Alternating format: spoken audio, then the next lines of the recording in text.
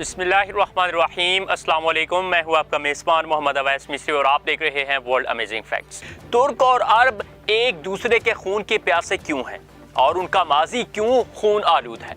उर्दगान से सऊदी अरब क्यों खैफ है और कैसे उर्दगान ने अरबों के मंसूबे मलिया मेट किए हैं? उर्दगान कब और कैसे एक नई रियासत बनाने की तैयारी कर रहे हैं? तारीख में उस्मानियों ने कौन से सऊदी शाह का सर कलम किया था और उसकी क्या वजह थी? नाज़रीन, आज की ये वीडियो उन तमाम देखने वालों के लिए अहम है जिन्होंने तुर्की की तारीखी सीरीज देख ली है या फिर नई सीरीज का इंतजार कर रहे हैं। ये वीडियो ऐसे तमाम अफराद के लिए नहायत अहम है जिनके जज्बात सल्तनत उस्मानिया और आले सऊद के साथ जुड़े हुए हैं, क्योंकि माजी और मौजूदा दौर में इस्लामी ममालिक की सरबराही सल्तनत उस्मानिया के दोबारा क़याम और फिर साल 2023 के लिए तुर्की की इन तैयारियों के बारे में है, जिन पर सिर्फ हमारी ही नहीं बल्कि पूरी दुनिया की निगाहें टिक चुकी हैं। क्योंकि 2023 में जो कुछ होने वाला है वो एक बार फिर से वो खूनी तारीखी दोहरा सकता है जैसा कि माजी में हुआ था।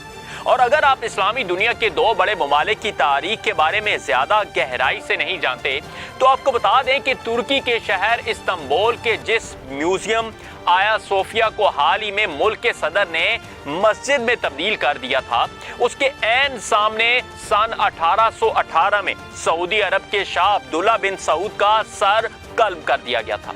सल्तनत उस्मानिया के फौजी शाह अब्दुल्ला बिन सऊद और वहाबी इमाम को एक जंजीर में जकड़कर इस्तांबुल लाए थे।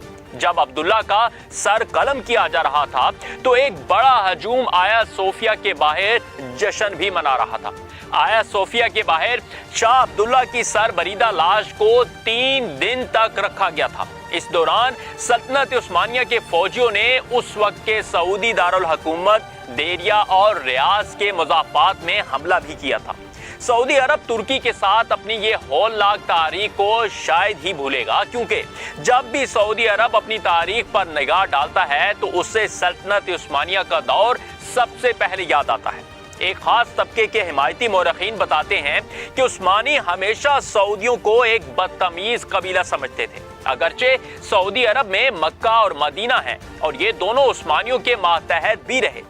सऊदी अरब के मौजूदा हुक्मरान 84 साला शाह सुलेमान और 34 साला वली अहद शहजादा मोहम्मद बिन सुलेमान अब्दुल्ला बिन सऊद के ही खानदान से ताल्लुक रखते हैं, जिनका आया सोफिया के सामने सर कलम किया गया था।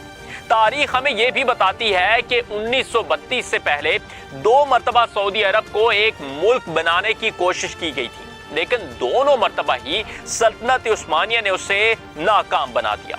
पहली बार साल 1818 में और दूसरी बार 1871 में उसे तबाह कर दिया गया। सऊदी अरब की तीसरी कोशिश उस वक्त कामयाब हुई जब उन्होंने पहली जंग अजीम में बरतानिया की हमायत की और सल्तनत उस्मानिया को उसका सामना करना पड़ा।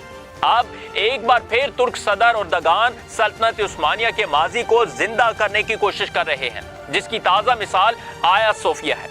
सऊदी अरब और तुर्की दोनों ही सुन्नी अक्सरियती मुस्लिम ममालिक हैं, लेकिन दोनों की तारीख बहुत ही खूनरेज़ है। बताया जाता है कि 1500 साल कदीम आया सोफिया मस्जिद से पहले असल में चर्च था। जदीद तुर्की के बानी मुस्तफ़ा कमाल पाशा ने 1930 की दिहाई में उसे एक म्यूजियम बनाया था। तुर्की के सदर रजब तैयब उर्दगान ने उसे एक मस्जिद बनाने का वादा किया था और बिलाखिर अपने वादे को पूरा कर दिखाया। सदर उर्दगान ने कई बार कहा है कि तुर्की वाहिद मुल्क है जो आलम इस्लाम की क़यादत कर सकता है। ये जाहिर है कि जब उर्दगान ये कहते हैं तो उनके जहन में सल्तनत उस्मानिया की मिरास होगी। सल्तनत उस्मानिया जो सोवियत यूनियन से बड़ी थी, ये 22 मिलियन मुरब्बा किलोमीटर पर फैली हुई थी। सल्तनत उस्मानिया मिस्र, यूनान, बल्गारिया, रोमानिया, मैसिडोनिया, हंगरी, फलस्तीन, उर्दन, लबनान, शाम, अरब के बेशतर इलाकों और शुमाली अफ्रीका के बेशतर साहिली इलाकों तक फैली हुई थी। सल्तनत उस्मानिया जो लगभग साल 1299 में कायम हुई थी, पहली जंग अजीम के साथ साल 1923 में खत्म हुई, जिसके बाद जदीद तुर्की की शक्ल सामने आई। दूसरी जानब सऊदी अरब को लगता है कि इस्लामी मुकद्दस मुकामात मक्का और मदीना मुनव्वरा उसके पास हैं जो ऐवान सऊद के मातहत हैं। اور ہر سال پوری دنیا سے کم و بیش 20 لاکھ سے زیادہ مسلمان وہاں آتے ہیں۔ ایسی صورتحال میں صرف وہی عالم اسلام کی قیادت کر سکتا ہے۔ دلچسپی کی بات یہ ہے کہ یہاں پر ایک اور تیسرا کھلاڑی ایران بھی ہے، جہاں شیعہ مسلمانوں کی تعداد زیادہ ہے۔ ایران یہ بھی جانتا ہے کہ وہ سنی اکثریتی اسلامی دنیا کی رہنمائی نہیں کر سکتا، لیکن ایران کو یہ دیکھ کر بالکل برا نہیں لگتا کہ دو اہم علاقائی حریف ایک دوسرے کے خلاف کھڑے ہوئے ہیں۔ سعودی عرب اور ترکی کے مابین تصادم پر مغربی ممالک کا رد عمل ایران کے لیے نہایت دلچسپی کا حامل ہوتا ہے۔ تجزیہ کاروں کا کہنا ہے کہ اگرچہ سعودی عرب خلافت عثمانیہ کے ٹوٹنے کے بعد برطانیہ کی مدد سے تیسری بار ایک ملک بننے میں کامیاب ہوا، لیکن اس کی مشکلات آج بھی کم نہیں ہوئی ہیں۔ کہنے والے تو یہ تک کہتے ہیں کہ عالم اسلام میں سعودی عرب اور ترکی کے درمیان قیادت کی جنگ جاری ہے، لیکن سعودی عرب امریکہ کے دم پر یہ جنگ بالکل نہیں جیت سکتا۔ سعودی عرب کا تیل زیادہ دنوں تک کام نہیں آنے والا، اور اب تیل کی ضروریات بدل رہی ہیں اور توانائی کے متبادل ذرائع بڑھ رہے ہیں، جس کی وجہ سے اربوں کی حیثیت میں کمی واقع ہو سکتی ہے۔ تو ان حالات کو دیکھتے ہوئے امریکہ کے ساتھ سعودی عرب کی مطابقت زیادہ دن تک قائم نہیں رہ سکتی۔ ادھر ترک صدر اردگان کی اسلامی ریاست قائم کرنے کی کوششیں اور سعودی عرب کو روکنے کی حکمت عملی بیک وقت چل رہی ہے۔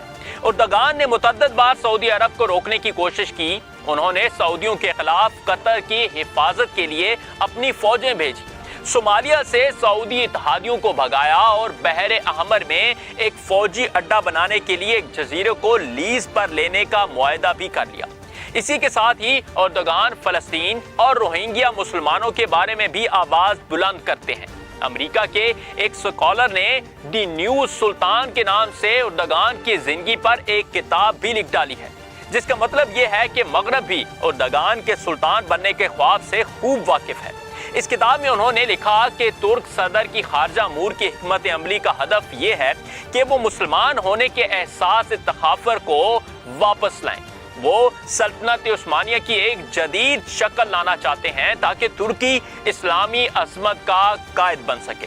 تجزیہ کار تو یہ بات اب کھل کر کہتے ہیں کہ اردگان کا نیا ترکی سعودی عرب کے لیے ایک بڑا چیلنج ہے، کیونکہ یہ متبادل اسلامی نمونہ پیش کر رہا ہے۔ اس سے سعودی عرب کے وجود کو خطرہ لاحق ہے، کیونکہ ترکی میں اسلام اور جمہور دونوں ہی ملتے ہیں۔ اس سب کے باوجود یہ بھی حقیقت ہے کہ اردگان ایک جمہوریہ پر حکمرانی کر رہے ہیں، جہاں پارلیمان ہے، اپوزیشن بھی ہے اور سول سوسائٹی بھی ہے، جبکہ سعودی عرب میں ایسا کچھ نہیں۔ گزشتہ سال سعودی دبدبے والی اسلامی ممالک کی تنظیم OIC کو چیلنج کرتے ہوئے کوالالمپور میں ایک اجلاس ہوا، جس میں ایران، ترکی اور ملیشیا نے پرزور شرکت کی، لیکن سعودی اتحادی ممالک نے پاکستان کو اس میں شرکت کرنے سے روک ڈالا تھا۔